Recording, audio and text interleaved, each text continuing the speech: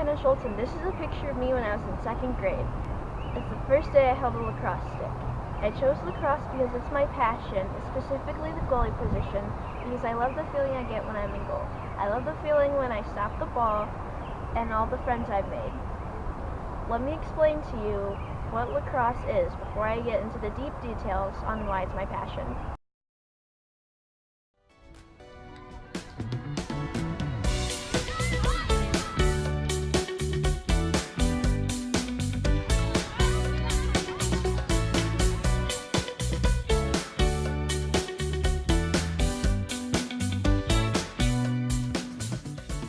Lacrosse, sometimes shortened to Lax, is an action-packed, fast-paced sport played with 10 to 12 players on a team.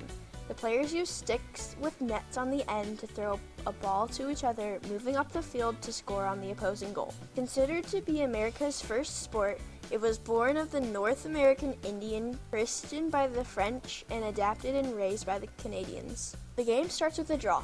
Boys lacrosse usually starts in a fight for the ball on the ground, while girls fling it into the air to begin. The idea is to move the ball as quickly downfield as possible to score. Lacrosse is the fastest growing sport over the last 6 years in the United States. Youth participation in the sport has grown over 138% since 2001 to nearly 300,000 players. There are different types of teams with various skill levels. I play at the club team, which requires you to try out for your position and be invited to the team. We don't play weekly games, but practice 2 to 3 days a week for months, and then play in about 5 tournaments a year. Each tournament lasts from 2 to 3 days, with 3 to 4 games played per day. Each game lasts about 45 to 60 minutes.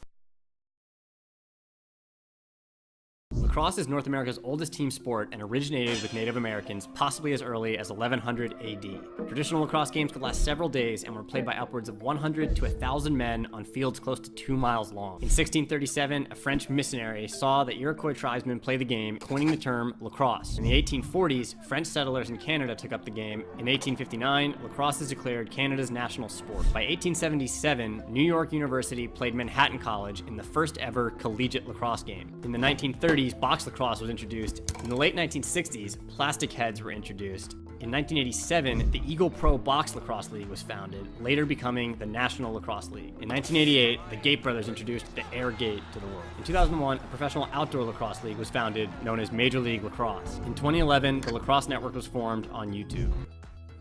Now you know that lacrosse was invented by the American Indians.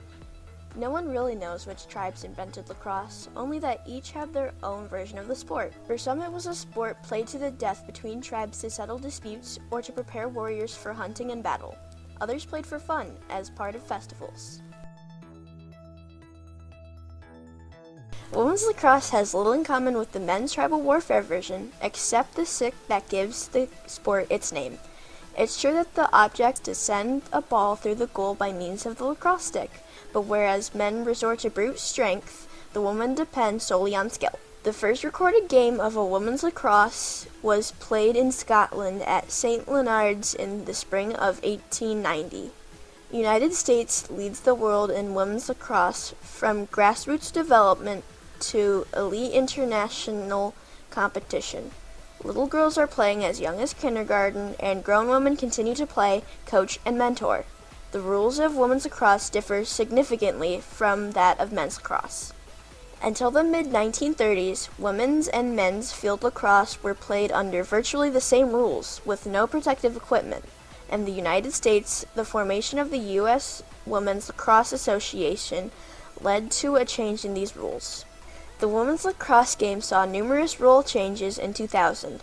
In 2002, goggles became mandatory equipment in the United States. In 2013, the rules for women's NCAA lacrosse changed a defensive rule that made the game more similar to that of men's. There are 4 main player positions on a lacrosse team: goalkeeper, defender, attacker, and midfield. Midfielders can play both offense and defense. Boys teams play with 10 players at a time, consisting of 3 attackers, 3 midfielders, 3 defenders, and 1 goalie. Girls lacrosse is a game played by 12 players at a time. there are 3 attackers, 5 midfielders, 3 defenders, and my position, the best positioning on the field, the goalie.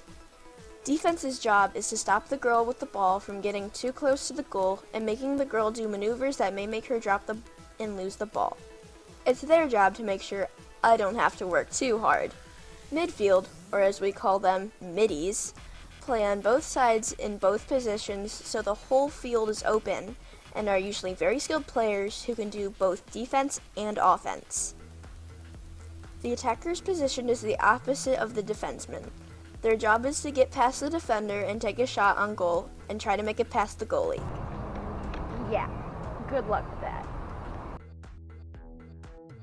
Like any other sport with a goalie, the goalie's job is to make sure the other team doesn't score a point. Goalies have a wider stick head than the field players and have more protection. They also have less space to move around. Their job is to stop the ball from getting into the goal, or even better, catch it to throw it down the field. Most lacrosse shots on goal come from within less than 30 feet, giving goalies an average of 0.19 seconds to react. Goalies have to make those split-second saves at a number of different angles, often with their body, and don't get me started on how hard the bounce shots are to save. 1 second the ball is in the stick, the next it's somehow climbed from the ground level all the way past the top of my head. For a variety of reasons, the shots that women lacrosse goalies have to save will inevitably be from close range. This is due to the amount of body checking in the women's game is far less. In the women's game, you just don't see shots from outside 8 yards. So, although the shots aren't as fast, they are much closer, which makes the reaction time roughly the same. Save percentages for lacrosse goalies, men and women, rarely top 60%, so the opposition will score often. 50% in girls' high school, even at the highest skill levels. But they also need to the edge to take on such a daunting task while exposing their body to a physical harm from a tightly wound rubber ball flying at their face, shins, arms, throat at an extremely high speed. My job as a goalie is to communicate what I see on the field and make sure I point out things to my team that they might not see. Not only do I need to keep an eye on the ball, but also what all 12 players, attackers and defenders, are doing on my end or on the other side of the field. Girls on the field don't nearly need as much equipment as I do. They only need their stick, goggles, mouthguard, cleats, and their uniform, all of which run much cheaper than the items I need. For me to play goalie, I need about $1,200 worth of gear. Have you ever stood in front of a ball coming at you a good 30-40 miles an hour? I don't care how much gear you have on. It's scary.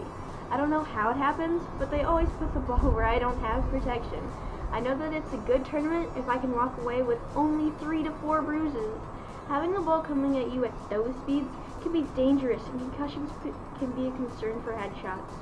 However, we've added an extra item to my gear that I've never seen on other goalies that helps me reduce the risk of concussions by 40 to 60%. My transition from player to goalie happened quite fast. Lower level teams do not have goalies, but shooting nets placed over the goal instead. I played in an everyone plays league called the Illinois Girls Lacrosse Association, or better known as IGLA. They didn't even keep score at that level. It's not until you reach U10, 9 to 10-year-olds, that goalies become part of the game. I was mostly a defender for 2nd to 4th grade, and I played just for fun. I didn't see myself playing it other than to just enjoy myself.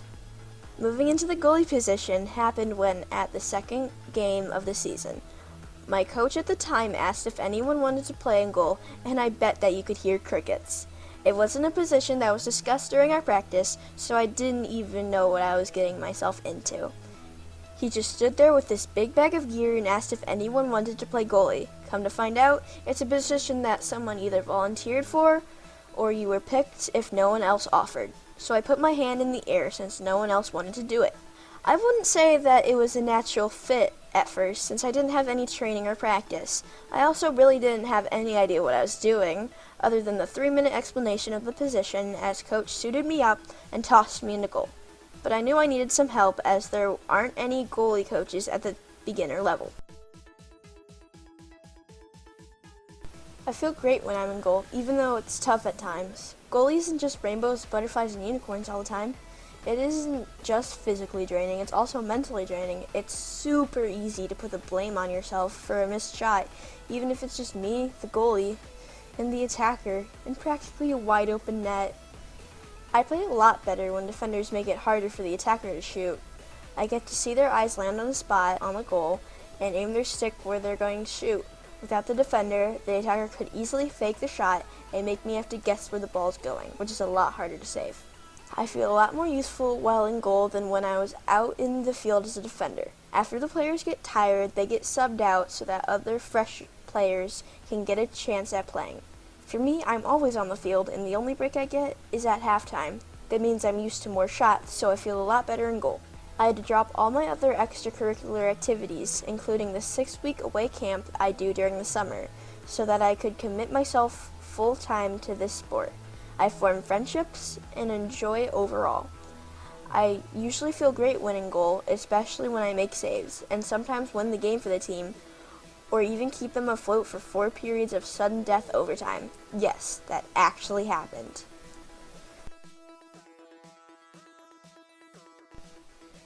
I'm super excited for summer because it's almost all lacrosse, which is my passion, like I've told you. I get to play for the 2024 state and U14 select teams.